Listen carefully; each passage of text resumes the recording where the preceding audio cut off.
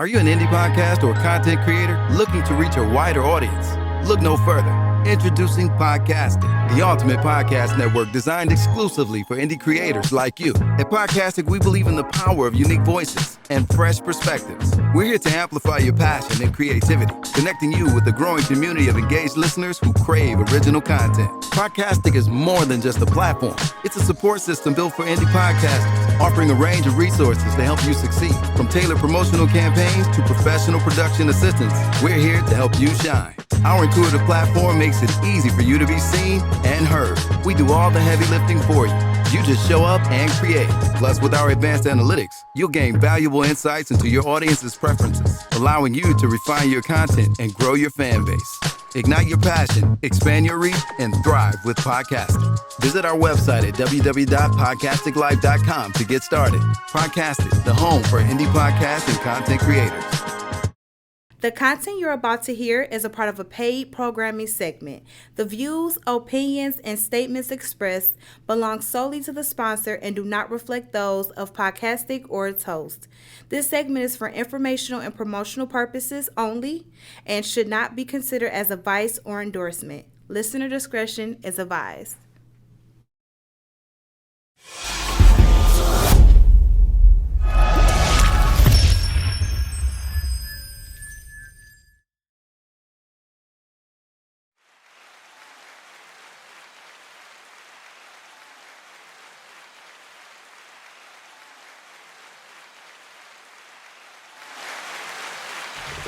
Good day, good people. Welcome to another purpose-filled episode of Lessons for the Journey. The purpose of this podcast is to share insights, information on women's wellness, understanding our whys, and the lessons that inspire us to take positive actions in ourselves, our families, and our communities. Our topic focuses on women's wellness, seeing through a metaphysical lens, sharing spiritual insights, highlighting our lesson journeys, and building healthy relationships. I'm your host, Dr. Hetheru, and I share this space with engaging co-hosts, inspiring topics every Friday at 12 p.m. for a transformative 1-hour experience here on Podcastic Live and Facebook. You can expect deep, thought-provoking conversations on self-discovery and personal growth, special guests, locations, events, people, and polls, and their thoughts, co-host sharing wisdom and life-changing insights, a powerful blend of spiritual, metaphysical, and wellness lessons, and tools and strategies to help you elevate your mind, your body, and your spirit. Our show is produced by Chantel Mosley. Today we have Mark standing in as our engineer. And we have co-hosts and special appearances by Ma'at Sabah, Mary E. Bayou, Nicole S. Miller, and Dr. Calvin T. Mann. If you are seeking clarity, healing, or personal empowerment, this podcast is for you. So tune in, engage, transform, because your journey of self-discovery starts now. But before you begin, let me prepare you that today's topic, as always, is going to be very insightful, and you are going to need your tools. So that means you're going to need your journal or your notebook, your ink pen, and definitely you're going to need your water. And of course, we promote the water because we need our bodies to be hydrated so that it is not in survival mode. Because when you're in survival mode, your primary functions are on things that does not necessarily allow you to take in new information. Today, you're going to get some new information. Now, we're going to talk about some things that you already know, but we're talking about it from insight. We're talking about it from experience, and we're talking about it from women who have been there, who practice this work. So I want you to tune in, go ahead and grab your tools, because this journey really is about to start right now. And so our topic for today is the causes and effects of women's mineral deficiencies. And so we have Mary E. Bayou. You know, this is our first Friday conversation. And so Mary E. Bayou is going to be joining us as soon as she gets here. And once she does, we're on and popping. So one of the things that we always start off with is our Ma'at memos. So today we're looking at the new memos, me, myself, and I. And so we are going to pull a card to do a set of reflections, and so to allow you to experience the reflection as well, but also to show and share new tools that we need on this journey. And so I'm going to grab my first one. This is my first Me, Myself, and I card. Okay. Uh-oh. Mark, you going to pull a card? Oh, okay. Switch around there and pull whichever one you're feeling. Mm-hmm. Got it. All right. My card says, what lessons do you think that you are here to learn this lifetime? Woohoo. Some examples are faith, forgiveness, self-love, etc. One of the lessons, and this is interesting to pull this card because the last, since June, I have been working on my forgiveness journey. And my forgiveness journey really has been about going back in my backstory as far back as I can remember and looking at those things that stand out to me now and even stood out to me then as something that I felt somebody hurt me. And so going back and looking at that from that lens, I think this lifetime I'm here to release a lot of the unforgiveness. And also extend my apologies to those I might have hurt, who have shared that I might have hurt them too, because, it's also often a two-way conversation. The hurt is not just on one side often. So I believe that's what I'm here to learn and release this lifetime, is how to forgive better and more deeply than I may have before. Mm. Mark, what's your card? Something that hit home, hits home hard. You spend your money wisely. Yeah. Why not? Oh. I'm learning. Mm-hmm. Every day I'm learning. It's hard to budget when you don't have everything you really need. You know what I'm saying? So yeah, I'm learning how to really budget, and I'm trying. I'm looking for. Like I just went to the mall to go get something, and I was looking for a discount. I was looking for a coupon or something. You know what I'm saying? Like what can I do to not spend what I intended to come here and spend, maybe spend a little less. So yeah, I'm learning, and why not? I just recently, within the last 5 years, I didn't have any financial literacy skills, and yeah, I'm just really catching up. Like a lot of people, a lot of our people, right. We didn't have that financial literacy foundation we needed to, pass that on to our kids and just to, make lives better for ourselves. So, yes. Mm-hmm. Awesome. Thank you. No problem. My eye, what's yours say? Do I have to tell this one? I want to preface this by saying that this is the way the cards look. I don't know, can't get These cards came about because the design, first of all, was done by one of my former inmates in my prison ministry. He's out now. But I have several decks of cards, and this is one that he designed. And it's about self-reflection. And you don't really realize that you really don't know yourself. We're so busy focused on somebody else and what, our interaction with them, but what about your relationship with yourself? And so that's how these cards came about. And I started to put this one back, and I said, no, that's the purpose of the card, to learn something. So it says, name 10 things that you do for yourself to show that you love yourself. And I'm sitting here thinking, I said, okay, 10. Right. Okay. I could not think of 10.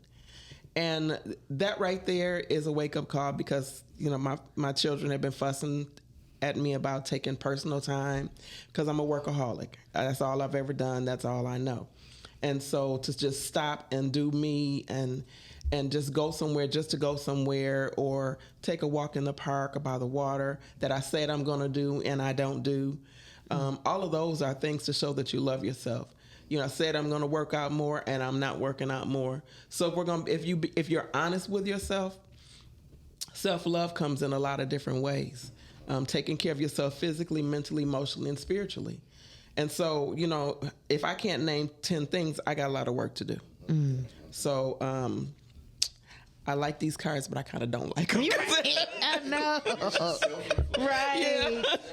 Right. The deeper meaning. Yeah. To know a guy from, I did prison time. So to know a guy, came up with those cards, I can understand how he came up with them and why he came up with them. I mean, he was doing a lot of self-reflection.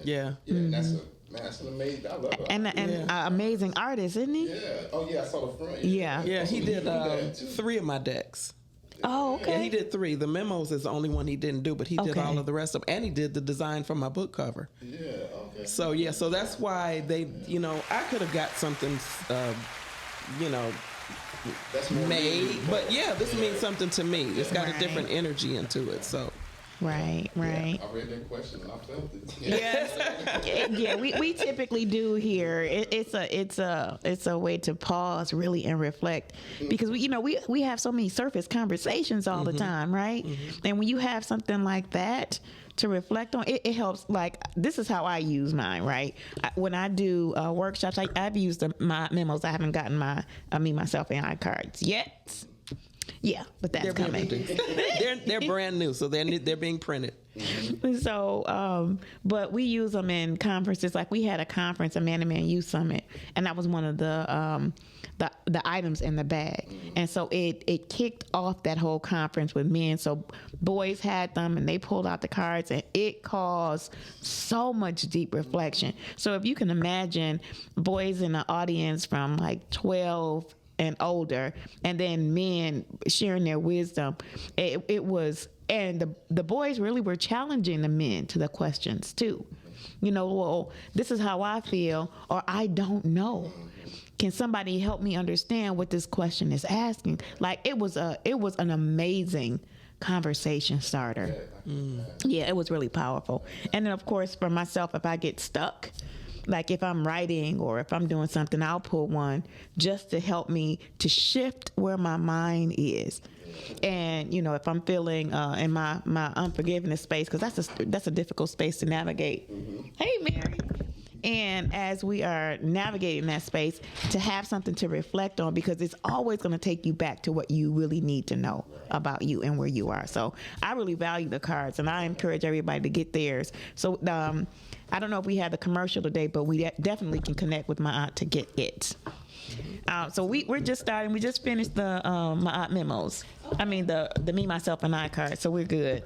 So we're talking about the conversation for today about cause and effect of women's mineral deficiencies. And so we wanted to encourage you, if you're out there listening and you're watching us on Facebook, you can make a comment and we can see it come up on the screen. So if it's something that resonates with you, this is, and I caution you to be prepared for some of the conversation that we're having today. It's such an important conversation, and it's always a lot of information.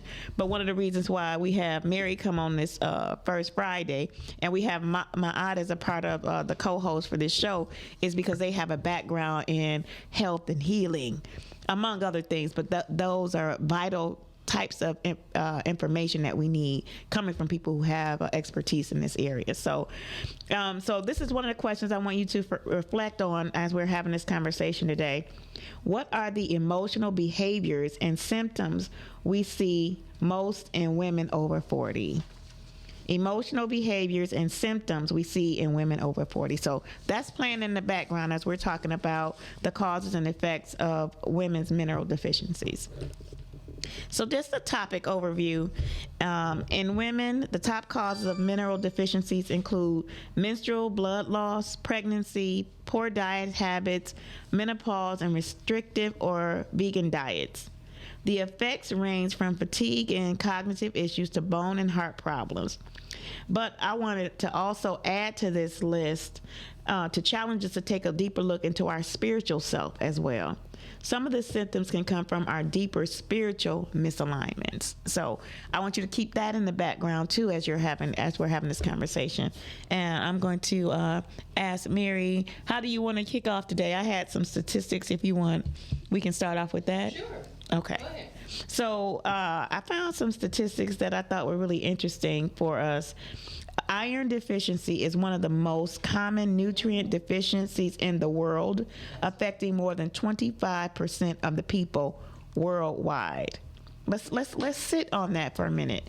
The iron deficiency is one of the most common nutrient deficiencies in the world, not just in a certain place, not just in a certain gender, but in the world, right? Affecting 25% of the people. To address these deficiencies, women should eat a nutrient-rich diet with diverse fruits, vegetables, grains, lean proteins, supplements. Of course, that you talk to your doctor about that, and manage gut health. And so that's another food for thought, if you will. And then the last one to think about is it usually takes 1 to 3 months of consistent supplementation to correct a vitamin deficiency. So if you're severely deficient in a vitamin, it takes longer to restore to optimal levels. And so I think about, sometime. Okay. We definitely want to hear it. Go ahead. So I do want to jump in, Go ahead. especially on this, the subject of iron. Mm-hmm. Iron is, we hear a lot of, or we see on packaging that iron, this is, they've supplemented this food products with iron, and so that's so-called a good thing. It's most likely junk iron, and iron that is poorly absorbed. Iron from plant sources is poorly absorbed. And it takes about 3 times the amount of iron orally to, with the addition of vitamin C. You have to, it's like a cofactor. You have to have the vitamin C to absorb it. So what happens is there are effects of that iron that are not the best, like constipation. Many people, complain of constipation. And then there is an overload of iron that can occur in our tissues, in our organs. And the word of it, I think it's hemosiderin. I'll look at it. But too much iron accumulated that isn't liberated and able to be used in the body is damaging to our organs. So, however, we need iron. Iron is, in our cells, in our blood cells, we have hemoglobin. And, we need iron to make hemoglobin. And hemoglobin is what carries oxygen to all of our cells. And so if we are deficient in iron, we're not making enough hemoglobin. So it's vitally important because if we are, you always hear people say, oh, I'm anemic and I've always been anemic. That ain't cute. Stop saying that. Make sure your doctor gets it right. I hear that a lot. And people will say, oh, I'm anemic. And people say, oh, me too. And I'm thinking to myself, that ain't funny. That's nothing to rally around because that eventually leads to organ failure, heart failure, and it's serious. People think that's okay to say that. And I'm like, how did that become a culture? Right, because so many of us have it, right? Yeah, and so, so there are ways to correct that iron imbalance quickly. Okay, that's what. And bring more, it out. and more efficiently. Okay. Now I know a lot of people don't eat. I'm not saying a lot of people. There are some people who don't eat meat products. Okay, but what you need to know is the most complete, the most highly absorbable form of iron comes from what we call heme iron, which comes from animal products. So now you want to know why there's 25% of the world's population is deficient? Because we've got about 25% of people, or let's just say a good 25 plus of people in the world who have a vegetarian style diet, okay? Very little to no animal products. And some of those, and so, and especially, and I'm not saying there's any specific agenda I'm not saying that. But what I'm saying is the more we're pushed towards a diet that is not ancestral, because ancestral to humans are animal products. Before we started agriculture, our primary diet were animal products, you know, and so and we got to look at this continuum. We can't be saying, "Oh, my family or my culture, we've had this diet for hundreds of years or thousands of years." We've been here far longer than that, and for our DNA to change, it takes thousands of years, not hundreds of years, thousands of years for these DNA changes to come about. And so once we get away from the true backbone of what our ancestral diets have been, we find that we have all of these, what we call diseases of modern times creeping up on us. And which include things like all these autoimmune diseases exploded. The autoimmune diseases have exploded because we are eating more processed foods. We're eating fewer foods that are single ingredient. We need hey, if you want some greens, eat the greens. You know, if you want to put something in them, add single ingredient items. Add your onions to it. Add your meat if you want to, but stay away from adding the seasoning blends, because those have a lot of junk in them. Oh. Yes, the seasoning blends, they have all kinds. They have BHT, preservatives. They have added sugars. I mean, if you want to add sugar to something, let it be an organic source. Let it be honey. If you want to use raw sugar, use that. But anything you're adding to your diet, let it be of a one source origin. That makes sense. Yeah. That makes sense. I'm telling you, I'm just challenging you. Look at the back of some spice blends that you have, and look at all the unnecessary stuff that's in it. It keeps it, shelf stable, but wrecking your body. So you mentioned BHT, right? That's a preservative. So are there major preservatives like BHA? Because I know I've seen that on seasoning before. BHA, BHT, TSP. All of them are not coming to mind, but you can see them. And if you look on cereal, like kids eat, TSP is in the cereals. Let me just help you out with what TSP is. And we're buying this, okay? And I don't eat cereal anymore. I don't buy that for my children anymore. Well, they're all big folk now, but TSP in cereal. TSP is trisodium phosphate. It is an extender. It's a preservative, helps to extend the shelf life, adds texture to it, crispiness.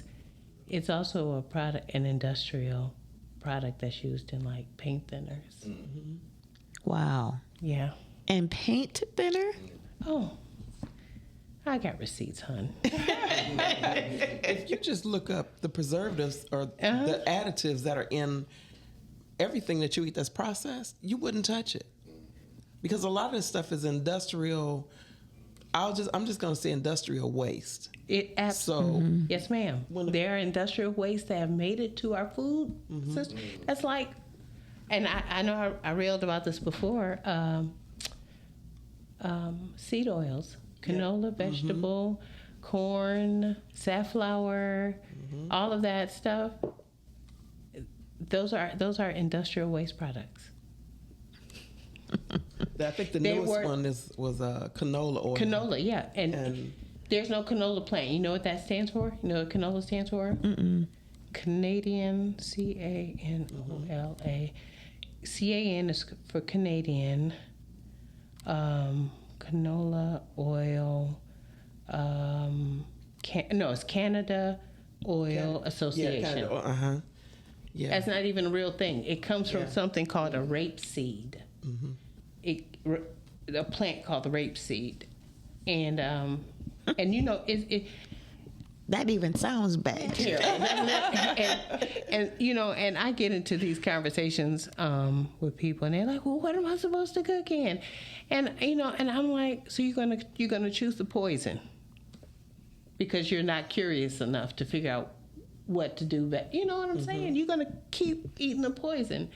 And I tell you, I am a fan of the corner hood fish place, but I can't eat there anymore.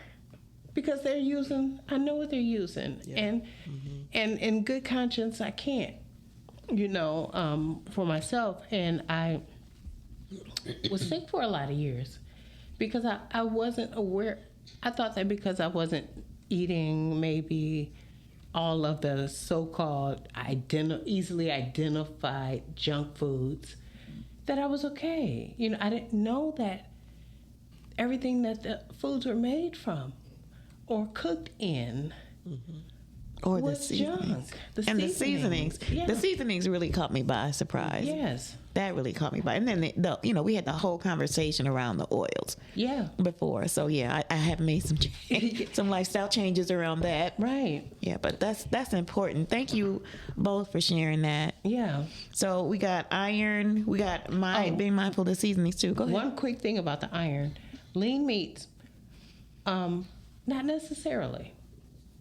The fat that comes, that the meat is, that comes with the muscle, okay? The fat with the muscle in the meat that we're eating, that's the most stable, the most healthy. If it's oil, I say avoid it. If it is a fat, if it is a saturated fat, it is more healthful for your body because all seed oils have to be processed, including olive oil, including avocado oil. Everything is processed to a certain degree. The fat that comes with meat is the most stable. And what does that look like? What does that look like? A steak, the marbling in a steak. The fat that comes with, when you're eating chicken thighs. I mean, I'm not saying you got to eat the big globby pieces of fat. I'm not saying that. But those things are the most. And you got to remember, you got fat-soluble vitamins, AEDK, that depend on you getting good fat to be absorbed. Can I change trajectory just a little bit? Yeah. When you're talking about the blood, I have not read it yet, but I plan to. There's a book called something about eating according to your blood type. Mm-hmm. Do you recommend that? Okay, so I have I've done some reading on that, and I think that I could endorse it because, number one, it's talking about single source foods. You know what I'm saying? Mm-hmm. And so, in our different blood, you being an A or B or O, it has to do with the proteins that are on your blood cell, And so... No. Well, I have no idea why. Well, what I'm saying is, someone has taken time to look at the chemistry behind how well those blood types interact with these different foods. And I'm going to be honest with you. I'm a B. My blood type is B. And one of the foods that's recommended that I avoid is chicken.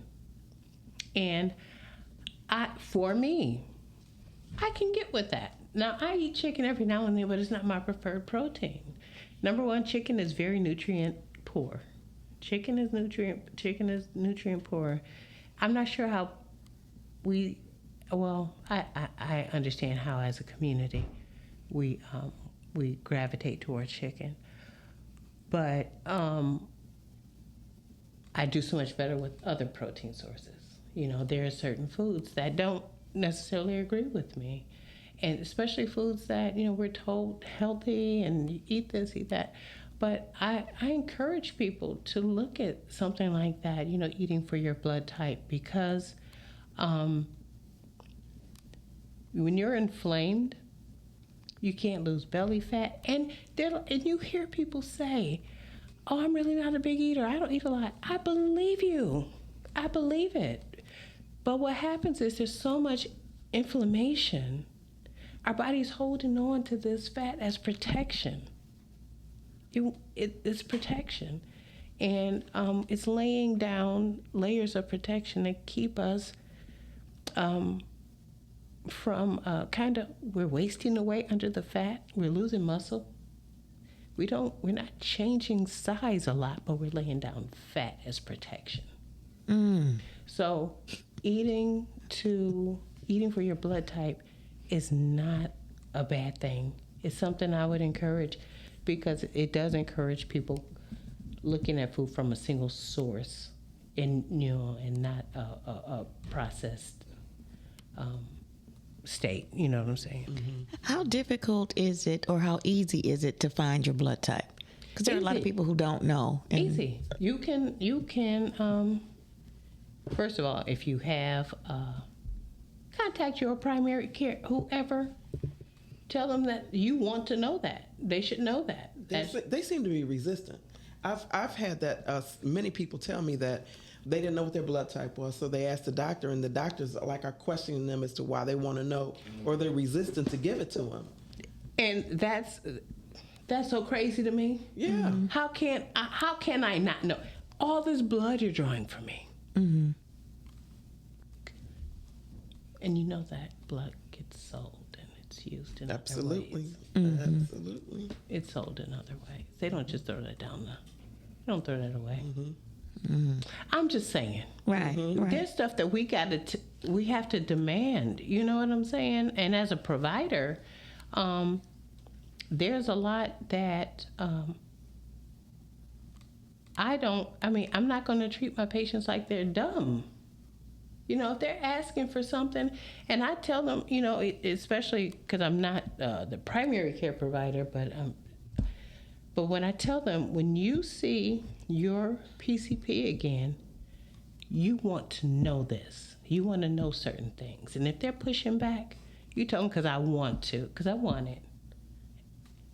And then if they won't do it, I say, will you document that you refuse my request? Now that's a game changer. That's a game changer. That's a checkmate right there. Right. Document that you denied me. And then what do? They order the test. So do you have to request when you're having blood work, or shouldn't they already know? It all depends on what you've had previously, okay? But if you have any more blood work done, tell them you want it confirmed. Okay? Mm-hmm. Not knowing, if they've done a CBC, they should know. B as in boy, or B as in Victor? C, complete blood count. CB, okay, CBC. Okay. Yeah. Okay. Woo! Drop the hammer. Right. But you need to know. I agree. So even if you're looking to eat by your blood type, if you don't know what it is, that makes that a little difficult. And especially when your children are young. Mm-hmm. Make sure that you get that information when your children are young. So, if it comes a time where somebody needs to give blood or have a blood infusion, you can say that. Right. You can say that, yes. Oh, that goes on. That's a whole deep thing. But thank you for that. That's a whole nother show. That's a whole different all show. the things that you need to know that your doctor isn't telling you. Ooh, that sounds like that. Wait, let me put that in my next notes. month. All the things. Oh, wow. Things you need to know. It's so simple, but like I said, that's a topic. Like you said, that's a topic for another time. But there are things that you absolutely should know, and you should get results. Expect results. Wow. I know. We're going to have to find how we can get Mary as a primary care physician. Oh, I did primary care. Not saying that it's easy. Yeah. We know it's not easy. So, a couple of things. I skipped pages here. A couple of things outside of the vitamin deficiencies. It says the 5 causes of mineral deficiencies in women. We got menstrual, pregnancy and breastfeeding, poor dietary habits, menopause, restrictive or vegan diets, and then I add as a bonus for thinking around our spiritual alignment. And so I believe that the symptoms on so many different levels are showing us what we need to be doing. That there's a root to those symptoms. What are we doing? And so I brought this conversation up as our topic to talk about the mineral deficiencies. And one of the things I thought about was, what is it that we see as the effect? What are the symptoms and how is it showing up in our lives? And so the next one says the 5 effects of mineral deficiencies in women. So fatigue and weakness, bone and muscular issues, cognitive and mood problems, hormonal imbalance and irregular cycles, and cardiovascular problems. And so all of these have definitions, but I think pretty much when you're feeling tired and weak, we need to look at, that's an indicator. You need to look at your minerals, right? That could be iron deficiency.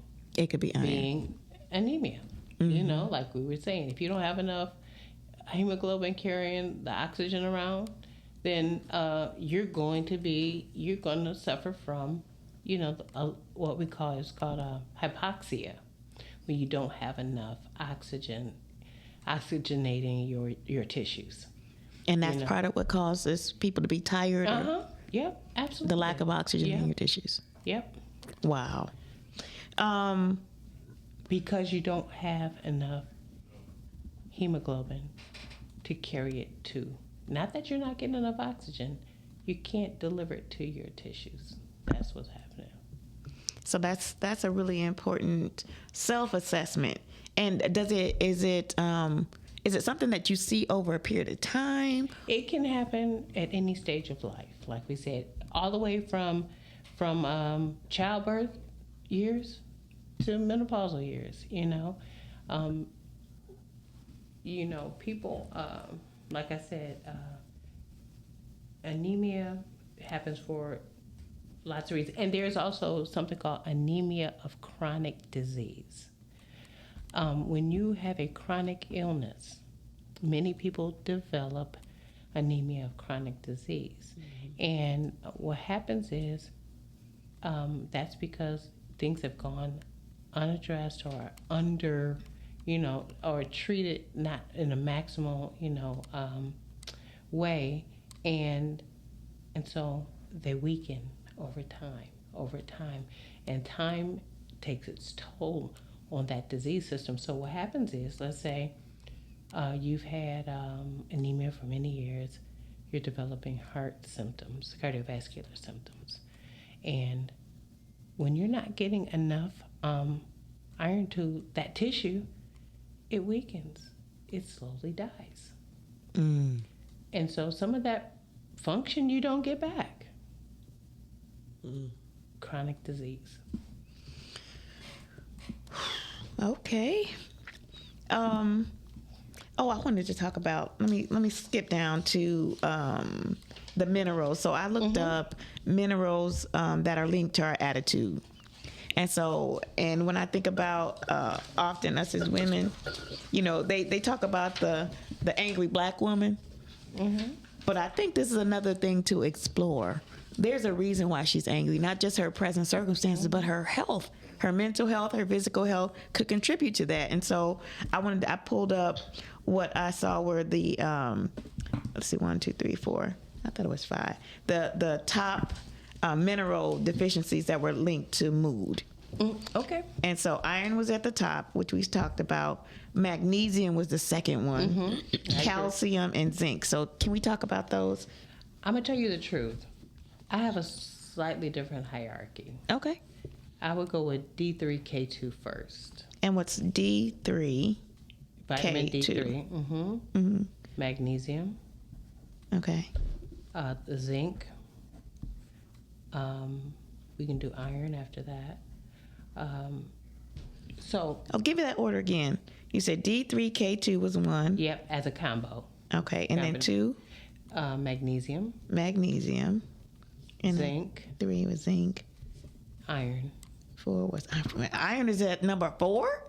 Goodness. Okay. Well, I'll explain. Okay. Okay, so D3 and K2, they are implicated in almost the absence of them is implicated in almost every disease process, including cancer, including mood disorders, especially mood disorders. D3 and K2, that's the sunshine vitamin. When you don't have the sun, you need the D3 because you're not able to make all those factors that increase your mood, okay? Because here in Michigan, especially, our sunny days are limited. Everyone in Michigan should be on the D3 K2 supplement. And why D3? D3 mobilizes, it improves your mood. But what happens, we need to take it with K2 because what happens, if you notice, what is vitamin D we see in the marketplace? We see vitamin D in milk, right? People add it to milk, okay? So what happens is without the K2 with potassium, just so you know, K is potassium. Without that, the calcium just kind of roams around randomly, okay? And you can get arterial atherosclerosis, let's put it like that, which is the hardening of the arteries due to deposits of calcium. K2 makes sure that calcium gets back to your bones, okay? Because you don't want the calcium just willy-nilly all around clogging up your arteries. So that's why we want those two together, okay? Do you find those supplements together? Yes, you can. Okay. Yes, you can. And I purchase for myself. I take a D3 K2 supplement together. So, I'm sorry, one more question. So, when you are looking for supplements, they have the, I guess, milligrams. How do you know when you're looking at the right one? Is it the fact that they sell it in that quantity is a good indicator? Yeah, that's I'm gonna tell you, because these are not FDA, and that doesn't mean because it's endorsed by the FDA, it doesn't mean it's good. That's right. First of all, because FDA is full of mess too. But there are varying dosages out there, lots of things on the market. But the thing is, we look for reputable buyers that are third-party tested, that are, I'm trying to think of the different, there's some designations that that this is a good vitamin, it's been rigorously tested, it meets certain safety standards, the processing plants. But what happens is, what I do, I try to make sure that for the D3K2, especially here in Michigan, I try to make sure that I recommend something at least 10,000 IUs, and I do believe it's 10,000 IUs, with the corresponding K2, which might be around 200 or 100. Just off the top of my head, I can't think of it. But for me personally, weekly, I take a 50,000 milligram IU, microgram of the D3K2, because we really need, a lot of people. Look, I put a $sign next to my 50,000. Yeah. Have it. Because there's so many hundreds of functions in our body that need the D3. Wow, okay. Yep. And so a magnesium, yes, magnesium, absolutely, but it matters what type of magnesium. There are lots of different magnesiums out there, and they do different things. So I recommend magnesium glycinate or 3 and 8. Glycinate or 3 and 8? 3-O, like THREO, Nate. And those are very good for brain function and mood. You know, I wanted to add something in terms of the buying supplements. Over the last, I'm gonna say 10 years, a lot of the well-known, reputable companies have been bought out by conglomerates. And there. And anytime they do, and cereals, anytime they do that, people don't know, and so you're assuming that you're getting the same quality of the company that they bought out, and that's not true. So there have been some companies that have bought out that just, I was completely dumbfounded. I said either they were bought out or they were forced out. Exactly. One of the two. So I'm going to do my research. I know there was a chart that showed all the companies that bought out, the supplemental companies and the food companies. So I know one of the first was Burt's Bees. Remember when they first came out? They were a little mom and pop thing. Yep. Then the next thing you know, you see them all over the place. Well, they got bought out. Times of Maine got bought out. Yep. Kashi got bought out, the cereal company. Yep. And so there are some companies that I know were reputable, and they're as far as I'm concerned, they're gone. They still sell it, but I don't trust it anymore. So I'm gonna create a chart or find one, because I know some people have done that. I don't know if they've updated it, because that's true. They're buying them out so quickly. And then Even I'll hair make sure care I supply products, that. Yeah. hair care products, anything that goes in your skin or in your body, you got to know, because they're putting all kind of garbage in these products now. They have to get rid of it some way. Yep. There's a website called EWG.org, which is environmentalworkinggroup.org. And then you go /skin deep. And when you go on that, they have thousands of body skincare products, infant colognes, perfumes, feminine products, shaving cream, whatever, that they've tested, and on a scale from 0 to 10 of level of toxicity. And so they have, let's say for instance, your lotion has 15 ingredients in it. They list all 15 ingredients and rate those from 0 to 10, and then do an overall of 0 to 10 of toxicity. And I remember when I first found out about it is when the baby fat cologne came out, and I looked it up and it was a 10. Like the worst that you can get. Oh, and it's led to, I'm sure you know about this, many people deciding, hey, I'm just not anymore. I'm pulling back. I don't buy those things anymore. I can make it at home. That's right. It's so easy. I prefer to use, just some simple products. I'll use castor oils, using different blends, shea, the raw tallow, and because if I can't eat it, why do I want to put it on my body?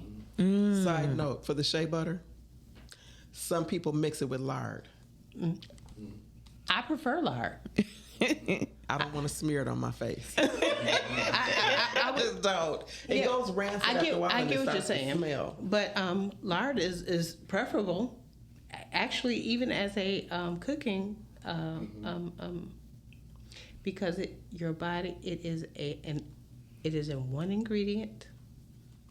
Back to our one ingredient foods. I tell lots of people lard or tallow are interchangeable if you're getting a good quality of it. And I understand. I understand what you're saying. But to be honest, lard is on my safe list. Well, we're being forced to go back to the old ways. We are. Right. She said something. I was going to mention lard. Yeah. Talking about cooking oil. Yes, So, it's on my safe list. Absolutely. It's for people who can still eat gluten. I can't. I'm so sad about that. But because stuff has been so adulterated, But for people who can still eat gluten, if you use lard in your pastries, amazing. the best pie crust ever. Yeah. I'm just saying, I remember. the old ways, Yeah. the old ways. Yeah, I and I'm not telling anybody to eat lard. I'm just saying it's on my. If that's something you eat, it gets a green light. Wow. Yeah, we got to go back to the old ways. We're being forced to. Because remember all the stories of our 100-year-old great-grand people still working on the farm? Our 80-year-old grandmother still getting up making breakfast for everybody. Biscuits. Oh, don't say that word. And look, making the biscuits. Look at us, scratch. 50 years old, Right. can barely, and broke down. Ready to retire. On disability Right. at 50. You know what I'm saying? And that wasn't a thing. Right. Absolutely. Yeah. My grandmother is 106. She just got an award from City of Detroit. We just saw her picture yesterday. Amazing. Oh, wow. 106. Amazing. Yeah. Yeah. So, okay. So you gave us an order. We talked about D3K2, which was potassium. I said zinc and iron. Zinc helps activate. Zinc and magnesium also help to activate the D3. So taking those three together gives you a powerful immune and mood boosting effect. Cocktail? Yes, absolutely. Cocktail. Okay. Yeah. So if we have to take pills instead of taking the lisinopril for high blood pressure and taking all Make of sure the you get your magnesium. Magnesium and potassium, which is in the K2. K2 is potassium. Magnesium helps tremendously with blood pressure. And one of the best ways you can take it orally, but I use a magnesium spray on my feet. And after you take your bath or whatever, you're going to bed, spray the bottom of your feet. That magnesium is amazing. Can I go off subject a little bit? Go. I meant to ask you earlier. This is something that I've not had a chance to look into. So when we talk about the blood in foods, I know when you juice beets, it coagulates. Now, there's some, because I make sea moss gel, so there are certain herbs that I noticed when I use those, I'm just going to call it coagulate. So is that something we're looking at as substances that coagulate? Is that something that would be considered beneficial? You know what? There are all kind of analogs in nature that also appear in the body. So think about beets being good for blood health. They're analogous when you look at them. Similar consistency, Color? consistency. I adore beets, and I do so too. when people have a hard time with them, but I get it. I get it. I roast them in the oven, and I put a little balsamic vinegar on them. Amazing. And I see your face. I'm going to make you some carrots, raisin salad, but I'm going to put some beets in there. Okay, I'll try eat that. it then. Okay, Okay. let's do All that. right, deal. So anyway, but like you're saying, yes. What is that statement? They said when you look at the vegetables or the fruit or the herbs, what is this thing? Because it's going to tell you what it does. Beets are good for the blood. It's obvious, just the presentation. Celery is good for your bones. The long, straight, and the mineral composition of it. Oh, wow. Walnut's good for your brain. Don't they look like a brain? Yeah, you got all the gyrations and everything in it, just like the brain. Cayenne is good for your blood. Have you heard this? Life is in the blood. The cayenne actually helps with blood. I won't say it's anticoagulant, but it helps with blood movement. It keeps blood. I don't want to say thinned because I'm not comparing it to a blood thinner, but carrots. Get a cross section of a carrot, cut it in half. What does it look like? Yeah, an eye. Wow. That's really insightful. That's really insightful. So I know we're running out of time. I do want to kind of give our listeners and our viewers some things to, because they've been taking notes the whole time. So we want to make sure that they have been taking key notes to start this journey or continue this journey wherever you are, right? So we want you to pay attention to them. If you recognize your moods and your moods are going up and down, and we talked about some of the common things with women, right? Our women's health issues that are on the surface. Now, when we get deeper under that, we talked about the minerals that are going to be most beneficial to you. We talked about the fruits and vegetables that are going to be most useful to you, and to be mindful of those things that are processed. And so starting your journey today, I restart every time I talk to my or Mary about this. It starts again. I restart and reset. We're a work in progress. That's right. We're a work in progress. Always. So offer yourself some grace. Offer yourself some grace first. And then start today, because today is the day, right? Or we couldn't have shared this information if it wasn't destined for today. So I want Mary, can you give us some? These are my 3 recommendations for today, especially around women and our mineral deficiencies. And Ma'at, if you can give some insight as well, 3 things that you want our sisters to take away with them today, and then we'll do some wrap up and close. 3 things, my takeaway. If you haven't started any mineral supplementation or any, not just mineral, but mineral, vitamin supplementation, I encourage you. D3, K2 combination, magnesium, zinc.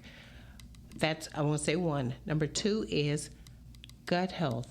Stop processed foods as much as you can. If you can cut out pop, do it. If you can cut out the cakes and cookies, do it. But you got to you got to get your gut healthy, because once you do that, you're going to solve a lot of problems. You know, and the 3rd thing is sleep. 8 hours. Don't compromise on it. Wow. Consider it money in the bank. Wow. Ma'at, what can we take away? I'm always an advocate of following your intuition. And we have elders all around us. We have women that we can go to and ask, what did they used to do? What did your mother used to do when you were coming up? And because we have to go back to the old ways, and we're the foundation of the world. If we're just going to be honest and call it what it is. And so we should take responsibility for ourselves, taking care of our body first. If we don't take care of us, we can't take care of anybody else. So follow your intuition on self-care, which is interesting, the card that I pulled, self-love. And those are to me, I can't think of 3. Those are the 2 that I think that are most important, because if you do those, everything else I think will follow. Awesome. And I leave you with my 3. So my first for you is going to be water, because we're always in survival mode. We're always trying to get to the next thing. We're always trying to do the next thing, and we lack hydration in the process. So I say first, get your water. Keep yourself full of the water, what your body can take, because I know a lot of people, are building their ability to drink more and more water, and especially the formula that they have for the water to your body weight. It's a lot, but encourage you to drink more water than you did the last hour. So just look at that. So 1, drink more water. 2, I'm asking that you understand that what you're feeling, there's a deeper root to it. And you need to look at your spiritual alignment as well as your physical alignment. And then the 3rd thing that I would ask you is to start your supplement journey. Supplement your seasonings. Now we know why. Supplement your cooking oil. Now we know more why. Supplement your activity, the way that you handle especially stress and anger. Supplements. So we have the vitamin and mineral supplements. I'm giving you other supplements, right? These, I think, are the keys to where we are going and how we get there, because we are in this period of transformation. The next step from transformation is elevation. Either you're going to elevate or you're going to stay in the same space and to keep following that loop. So don't get stuck in the loop. Let us elevate. And we are so glad that you joined us today and that we have deposited some things in you. This is from our investment in our own health and our own experience and our journey. We are now depositing this information into yours. What you do with this investment is going to determine what's going to happen for your tomorrow and your children and their children. We're talking generational conversation here.